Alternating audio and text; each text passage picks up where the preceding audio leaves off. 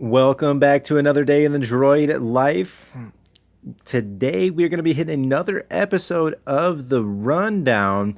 These are basically just quick clips that I give you guys, basic information that you need for these characters as far as zetas, mods, and gear up front. So if you're thinking about making an investment, you have pretty much everything you need to know before you go ahead and get into it. But why don't we go ahead and just start with the zetas on BB8 today. That is going to be the hero that we are talking about, or the character that we're going through. Our lovely little ball of a droid here. But for BB8, he's got two separate zetas that you could potentially invest in. The first one is Roll with the Punches. The second one is Self-Preservation Protocol. Now, between both of these, I would say for most players, you're probably going to have a more inherent upfront value by investing in Roll with the Punches first. That one, the full text on Roll with the Punches, it reads, BB8 has an 80% counter chance. When BB8 attacks out of turn, he calls a random resistance ally to assist. So every time that he is countering, he's going to be calling one of his resistance buddies to go ahead and help him out. This one has really great synergy with R2-D2.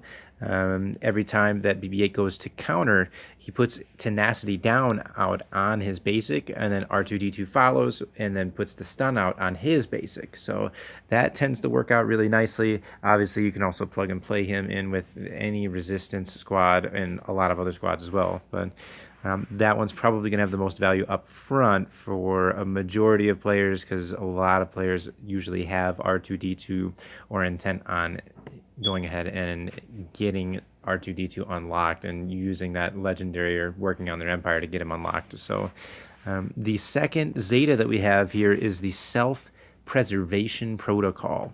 This is actually the one that I chose to do first, and that makes a little bit more sense for somebody who's droid heavy or focusing on the droids in particular.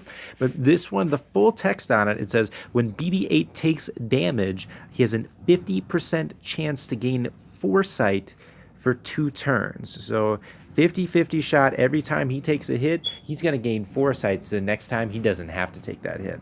And then at the start of each encounter, if BB8 is active, droid allies gain 8% turn meter for each active droid ally.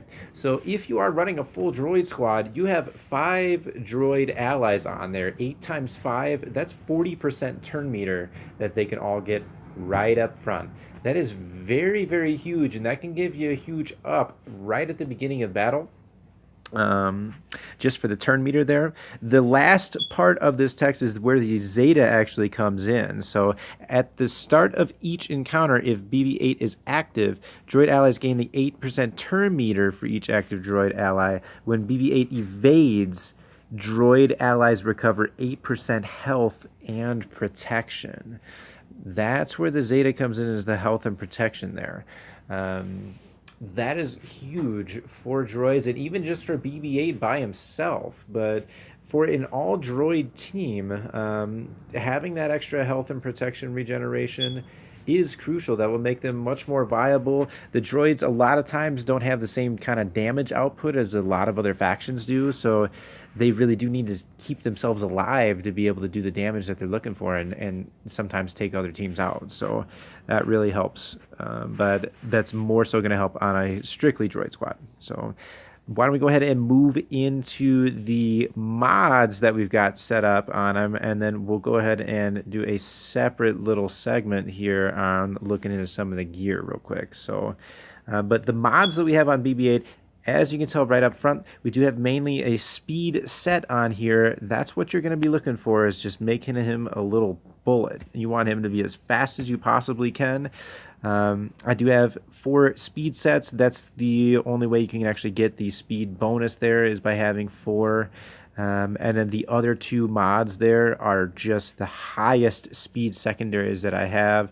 Really no reason to have the defense or the health split. If you can have them both one set or the other, that will give you an extra bonus. That would be great. But why don't we go ahead and take a look at what we've got going on in these mods. All right. So as you can see, BB-8's speed is 298. That's pretty fast. So he could probably be over 300 if I moved some mods around and took some others to 6-dot, but I really haven't wanted to get into that yet. I need to use some of those for some other events and stuff. So um, his crit damage is great. That's just a bonus. It's just the way it happened. But when he is getting the assist, or if he does take the random attack, which very rarely BB-8 attacks, he's at least going to be putting some damage down for you.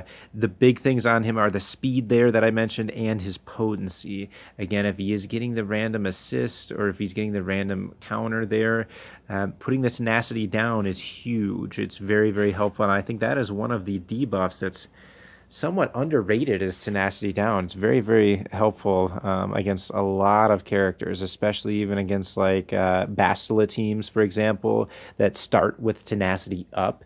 Even if they have tenacity up, tenacity down still applies. So you can actually get around it that way sometimes with BB-8. So yeah, basically you're looking for highest speed you possibly can, and then potency would be the secondary focus on the mods side. All right, so that's the basics for the zetas that you'd be looking to invest in, and the mods that you're looking for, speed and potency primarily. The last thing that we want to get into is the gear and what kind of investments that we'll be looking at there. So we're going to go ahead and check that out real quick here for you. We'll be right back with the gear segment. All right. All right, and we're picking up right where we left off there with the gear segment. We are now at swgoh.gg online. And if you've never been to this website before, go ahead and take a peek at it there. Extremely useful website, especially if you're serious about getting better at this game or just learning more about it or the way that it works.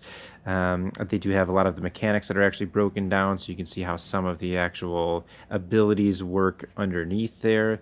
But this segment that I'm going for is actually just the gear. So when you scroll down here into these individual profiles, I've got the one up here for BB8. I just hit the full gear list. What that does is that's going to give you all of the gear that's required to take that character all the way up 100% to gear 12. So initially up front for BB8, what you're going to want to look out for is the pieces that will need a high volume of. Any of that stuff, you're obviously going to want to start gearing right away. The Carbantes, those are used by many characters for many different pieces. Sometimes they're by themselves, sometimes they're with other pieces to as salvage. So just like the stun guns, for example, the stun guns and the Carbantes go together. 150 of those Carbantes are going to be going right with the stun guns to actually craft your stun gun itself. So those are going to be important. These golden eyes here, the biotech implant, that will be crucial there for you. Those are few and far between sometimes. There's a lot of characters that need those fairly frequently. Any of those gold, you're going to want to start grinding as soon as you can, because they just take a while. The Zaltin Bactas, those take a while. Stun cuffs, again, that's one of those utility gears that many characters need and require for many different things, just like the Carbantes. So always a good call to grind those out. You're really going to want to look for things like these droid collars. Droid collars are one of those gears that are only raid gear, raid only. So they're not farmable per se. You can't actually farm them in any sort of nodes in the game. Sometimes they show up in stores like the guild event store or things like that, but that can really hurt you or really put you back if you're waiting on some of those raid gear, because it's really hit or miss on when you get those for rewards in the raids, and sometimes it's even hit or miss when they show up in the stores. So but those are going to be the biggest thing that you want to look for. Anything that there's excessive amount that's needed of, anything that is a high utility gear that even if you don't use it for this character, you may be able to use somewhere else, or the raid gear only. If there's something that you can't farm, those are the things that you're going to want to look through these lists and go ahead and pick through. But that is it for our friend BB8 here. Let me know if you guys enjoy these videos. I'll keep trying to make some more of these rundowns, these quick videos to let you know exactly what you're looking for and what you're getting into. So, all right. If you guys want to hit that like, comment, subscribe, let me know if you want to see any other characters or what characters you'd like to see next on the rundown. And keep living that droid life.